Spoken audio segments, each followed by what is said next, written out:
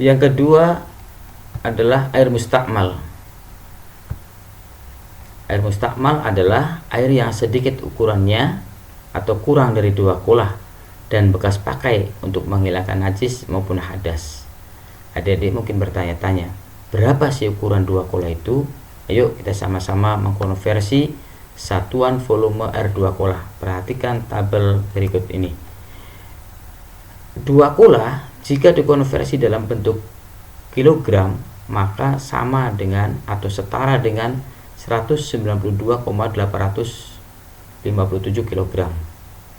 Ya, dalam bahasa fikih itu dikenal dengan istilah namanya 81 katisam. Itu kurang lebih setara dengan 192,857 kg atau sekitar 193-an lah atau 200-an lah gitu ya. 2 kula jika dikonversi dalam bentuk liter maka setara dengan kurang lebih 270 liter air. Itu 2 kula. Nah, ketika dikonversi dalam bentuk hasta, ya hasta itu panjang ukurannya, ya lebar ukurannya berapa, ya 2 kula itu. Nah, jika kolam penampungan yang berbentuk persegi 4, maka 2 kula air diukur dari debit kolam yang ukuran panjang, lebar dan kedalamannya adalah 1,05 hasta yang sedang.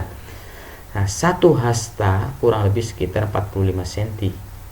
Sehingga ya panjang, lebar dan kedalaman masing-masing berukuran sekitar kurang lebih 56 atau 60 cm. Baik panjangnya maupun lebarnya adalah 60 cm. Jika kolam penampungan itu berbentuk persegi 4. Nah, itu ukuran 2 kulah. Nah, kalau kolam penampungannya bentuknya melingkar, maka ya berapa ukurannya? Ukurannya adalah 2 kulah itu ya debit airnya yang tertampung di dalam kedalaman 90 cm. Dari kedalamannya 90 cm, sementara diameter lebarnya adalah 45. Jika bentuk kolam penampungannya adalah melingkar ya. Jadi itu adik-adik ukuran 2 kulah ya, tapi umumnya biasanya ya kulah itu bentuknya persegi 4 ya. Maka kalau bentuknya persegi 4, maka panjang dan lebarnya kurang lebih sekitar tingginya 60 cm, panjang dan lebarnya 60 cm. Yang ketiga, air yang keluar dari tumbuh-tumbuhan, baik yang mengalir dengan sendirinya atau sengaja dibuat. Misalkan buah-buahan yang segar biasanya memiliki kadar air yang tinggi. Nah, ketika dibelah, air akan menetes dengan sendirinya. Nah, air ini tidak bisa untuk mensucikan, tapi dia kategorinya adalah suci, boleh diminum, boleh dimakan, dan lain sebagainya. Tapi tidak bisa dipakai untuk mensucikan, tidak boleh dipakai untuk wudhu, tidak bisa dipakai untuk mandi dan lain sebagainya.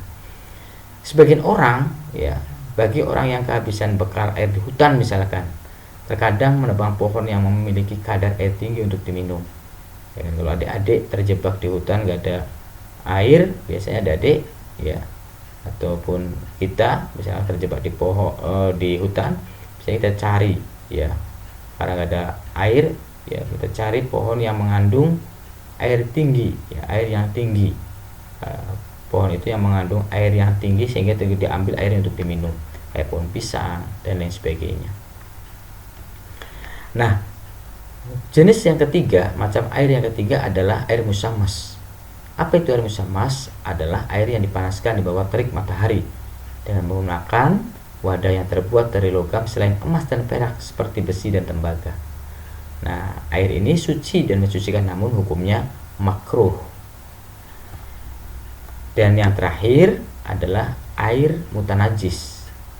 Ya, macam-macam air yang terakhir adalah air mutanajis. Apa itu air mutanajis? Ya, air dalam volume yang sedikit dan terbatas yang terkena atau bercampur dengan benda-benda najis dalam berbagai tingkatannya, baik itu najis mukhaffafah, mutawasito maupun mukhalathah. Nanti Bapak Guru akan menjelaskan ya di pertemuan berikutnya ya tentang apa itu najis mukhaffafah, apa itu najis mutawasito, apa itu najis mukhalathah. Pendek kata, air mutanajis ini adalah air yang terkena ya, atau air yang bercampur dengan benda-benda najis, sehingga namanya air mutanajis, air yang bercampur atau terkena najis. Nah, air jenis ini terbagi ke dalam 3 bagian. Yang pertama, air suci atau mutlak, ya, dalam jumlah sedikit kurang dari 2 kula dan kejatuhan benda najis, tetapi sifat, warna, dan rasa serta baunya tidak berubah.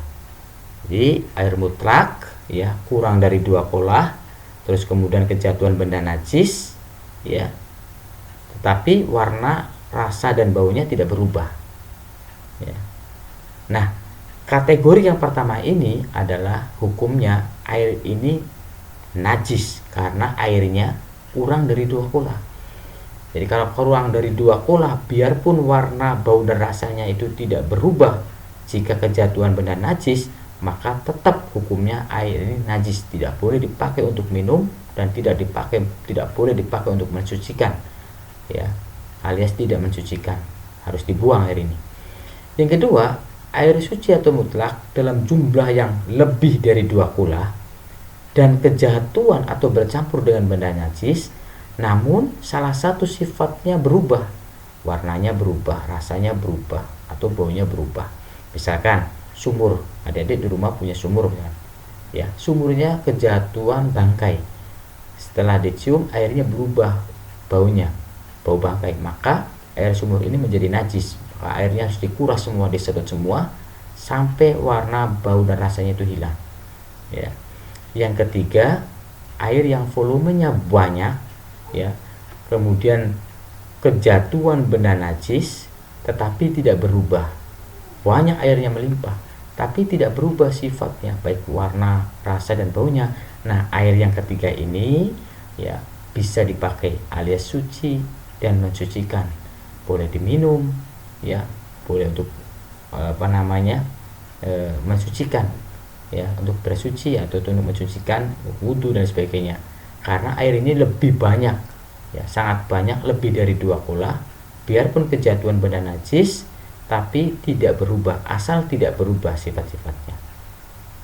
Itu saja adik-adik pada pertemuan perdana ini yang bisa Bapak Guru sampaikan.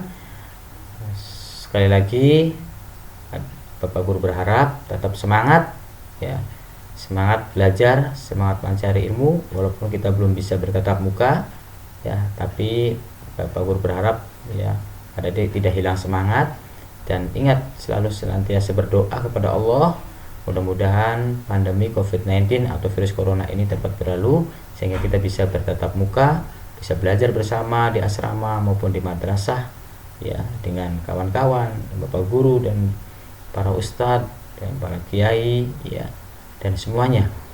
Itu saja yang dapat kami sampaikan. Kurang lebih mohon maaf. Assalamualaikum warahmatullahi wabarakatuh.